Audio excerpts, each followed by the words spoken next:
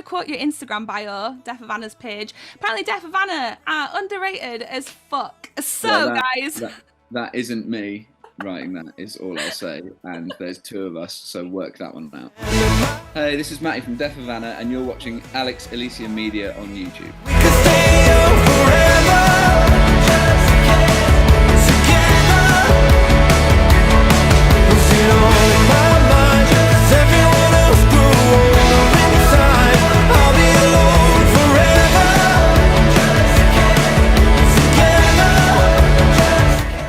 welcome back to my channel. I'm so excited to be joined today by one half of the awesome twosome, I'm going to call them, actually. It's the incredible Matty of DEAF HAVANA. Hello. Well, that's quite an intro. Yeah, nice to see you. Yeah, nice to see you too. It's normally awesome foursome, but we'll make it work for today. Yeah. Obviously, key question: long weekend approaching. How does Matty like to spend a long weekend? Have you got any plans? Anything fun going on? No, actually, I'm confused because it's two in a row. I know. Yeah, and so I feel like I did all my stuff last weekend, and now it just confuses me because I can never work out what day I'm at. And lucky for everyone, we've got another one as well at the end of the month. I know. It's just, yeah. How many Saturdays are there's loads. Every day's Friday or something. It's confusing. I know. Too much party time going on. I don't think we're all introverts really in this industry. We don't really want to do too much outside of the house. Yeah. Well, I want to start on a bit of a wholesome note, actually, because DEAF HAVANA, for anybody who doesn't know, but maybe if you're watching this, you do, have been a thing since about 2005. So that's a long time. And I'm just going to throw this out there. I was 9 when this Well, happened. yeah, I mean, I would have been 12 at the time. So Oh, my goodness. I'm like a decade in. Or longer, but yeah, the band's been going for ages now. Of course, and obviously, I mean, that's a long time. So throughout that time, there's been so many ups, downs, and everything in between, of course. But you're back now again. And before we get into all of it, I just, like I say, wholesome note, I just wondered from your perspective, where DEAF HAVANA are right now. How proud of this band are you and everything that's been achieved so far? Yeah, I mean, we're not very good at, or we haven't been very good at, like, kind of just looking at things and taking them for what they are. I think it's very easy to get a bit lost, especially when you're a bit younger and not like understand like how cool it is what you're doing and stuff like that. Like, so it's very easy, especially now with how much you see everything that everyone else is doing on social media, to quickly become jaded about stuff. But really, it's just pretty mad that we've been able to do this one way or another, and just still, love writing music, making music, and getting out on stage. Like, it's pretty mad. Yeah. I think I've heard you say this before, and it's pretty evident that I think it's music for you is like the thing that you always seem to keep coming back to. And do you think that the reason for that is that it's just meant to be? Because you've, like you said, you've been doing it since you were young. Is it everything that you know and that you long for? Is that why it keeps coming back? Do you think? Do you believe in fate? Is it something like the stars have aligned? Are you spiritual in any way? Like, what do you think it is? I mean, I'm not particularly, and I don't particularly believe in fate, but I do think it is because I had a long period of time just before we released our last record and got together to do all that. Yeah. Had a long period of time where I was convinced I wouldn't be doing music anymore, and then as things like started working or whatever, and I was at a real, like, I had no idea what to do. I realized, oh no, you're wrong. This is what you really enjoy doing, and like, I think more than that, like, it's what I actually think I'm all right at, and I'd hope I am, because I've been doing it for ages now. Is if you know what I mean. But I mean, it definitely is that, like, I can get, as like a consumer of art and stuff like films and music, that like there's so much I can enjoy, but I don't get the same thing that music can give you when it all works together, right? And it's just, for me, I love trying to make that, if you know what I mean. Yeah. So yeah, it is just the thing that I keep coming back to, I think, and I'm now much more aware of that, so I don't really want to leave it. No, of course. And it's like one of those things, like for me as a fan of the band, I Mhm. was so happy to see that you had returned. And you know, post-pandemic, let's throw it back a sec. Post-pandemic, you're back. DEAF Havana have arrived again, back on the scene, which is great to see. And you had obviously a new album come in and a couple of new members as well. And it's just like such a great moment, I think, for your band to, after a time when everybody had a moment to just chill and take a step back, you then got to come through again with the band. And I just, you know, I wondered what was that change for you to go, we're not going to be a band anymore. Actually, we're going to push through and we're going to make this work again. Like, do you remember what motivated you to keep going in the end? Well, yeah, I can tell you exactly what it is. We'd stopped being a band first Yeah. off just before the pandemic, and then it was, yeah, like obviously there was a lot going on bigger than being in a band or not, and Hmm. then I just started writing music again for the first time in like 3 years or something, Yeah. and started doing it consistently day in day out. And some of it is weird, and some of it wasn't. And a few of the songs I was just like, that's a Death Havana song. Mm. So's that one, and so's this one. And then, it, and then, what was it? We were gonna like finish the band off, but like give a song out. And I was like, well, I've got a perfect song for this, Hmm. which has ended up being the track two on our last record, "The Present Is a Foreign Land," Yeah. 19 Dreams. And James and I, after not seeing each other for ages, got together Mm. with Mike, who eventually produced the record, to do that. And as soon as we did that, I could feel it was like starting to the wheels were starting to turn again. Yeah. And yeah, it just kind of like rolled on from that. Like 2 weeks later, we had 12 songs, and then Yeah. yeah, it was quite organic, but very odd to come about that way. But it was well, just needed, I guess. Yeah. Yeah. And I can imagine though, that's like that moment when you thought that you weren't going to be a band and then you've got 12 songs and it's all come together so naturally and so well. Like, how did you and James like navigate that time of coming back and saying actually we're back again? Because was that like a scary moment? Was it an exciting moment? Were you nervous? Do you remember Yeah, how you yeah. felt? I felt super nervous, especially when we started putting stuff out, because Yeah. it, That's it all crazy considering how long you've been together as well that you would feel like that. yeah, but it's because we hadn't done anything. We hadn't released music for nearly 4 years by the time we released the single again, and Yeah. we'd because everything came together so quickly, the writing process, and then like once we finished that, like a month or so later, we were in the studio Mm-hmm. properly getting things done, and then because of like the COVID vinyl backlog, Mm. we couldn't release the record for like a year, and so as soon and what happened was the longer we were sat on it, we were just like, right, well, I still love it, but is like you start to second guess a bit more. Yeah.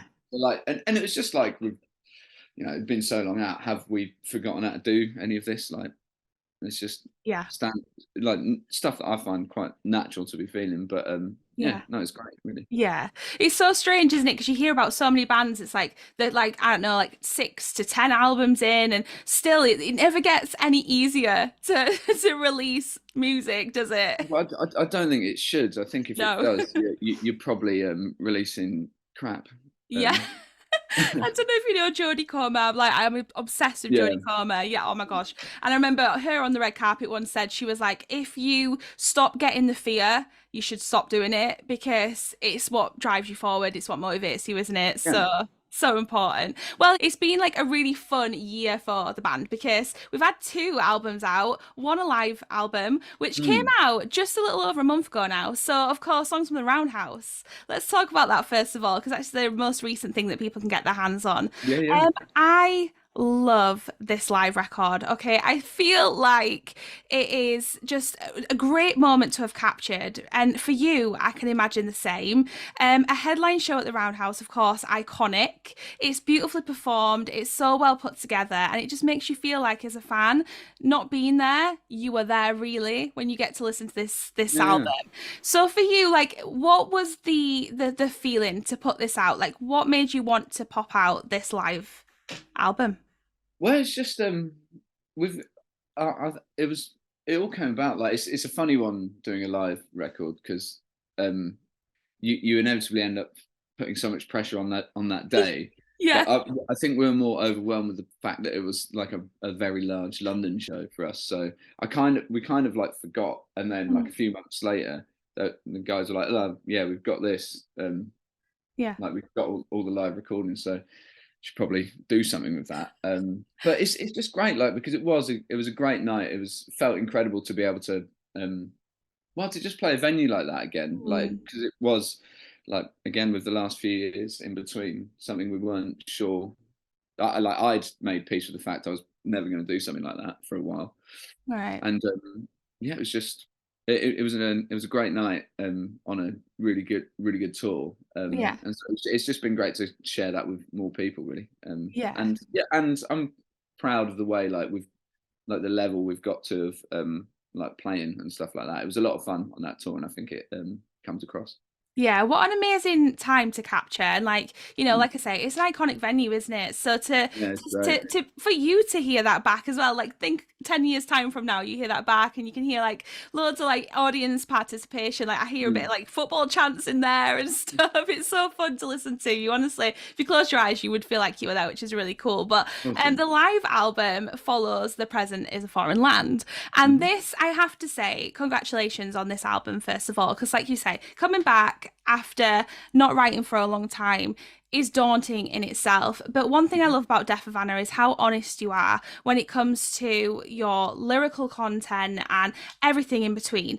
And this album is one of my favorites ever. And I mean that from the heart. Like, Oh, I can't amazing. stop listening Thank to you. it. Seriously. Thank Honestly, you. congratulations, Mai, and to James as well. But Hmm. um, yeah, one of the things I loved about this album was it felt like you two coming back together again so beautifully musically. Like it was just such a great listen, start to finish. And you do touch on a lot of subjects in there that are pretty heavy, like things like depressions in there, Hmm. melancholy and heartache and all sorts of different things. But also I feel like there's hope in this record as well. So it's not all dark. It's Yeah.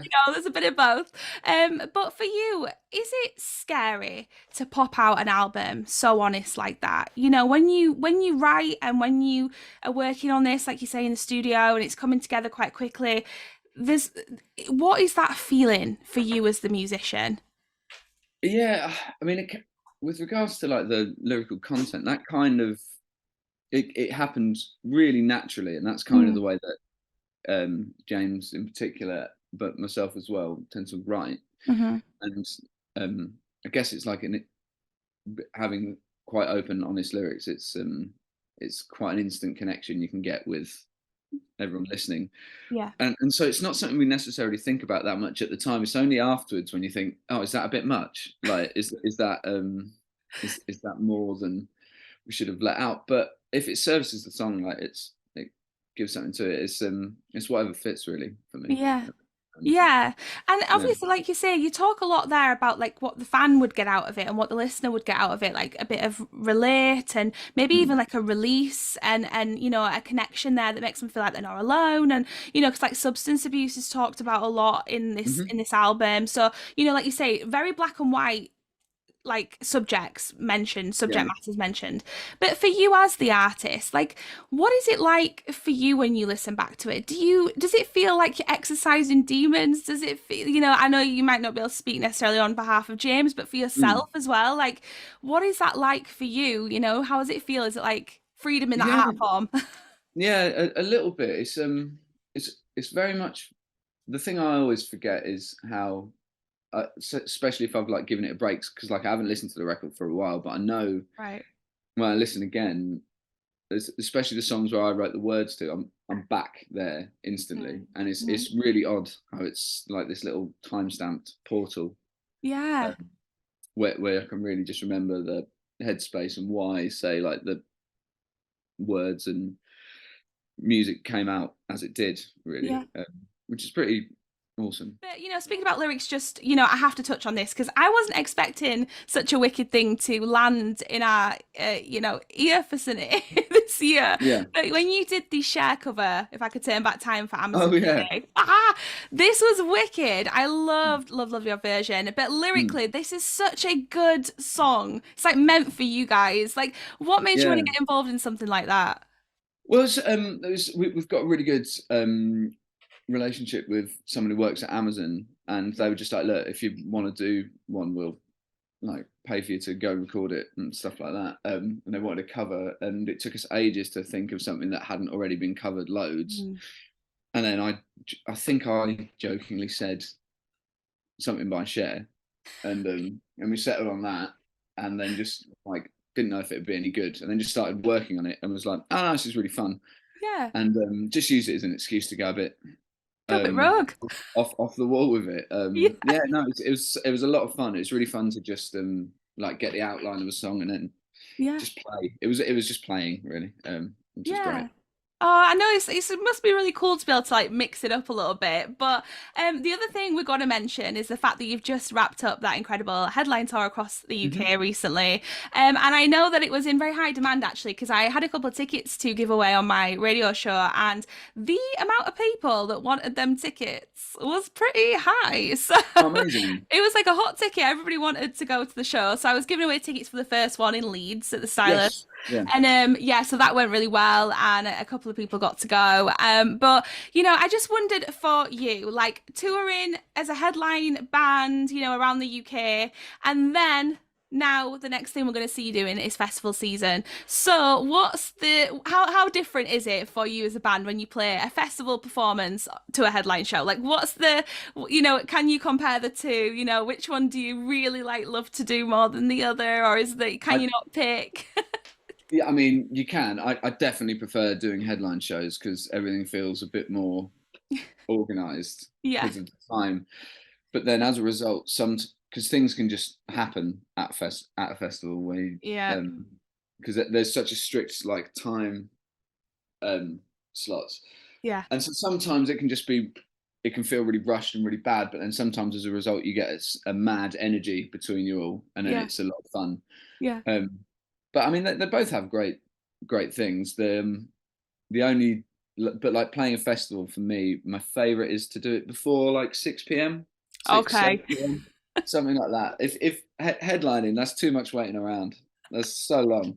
That's so tiring at a festival. There's too much walking before you got to get up on that stage. Oh yeah, way too much. Too old for that now.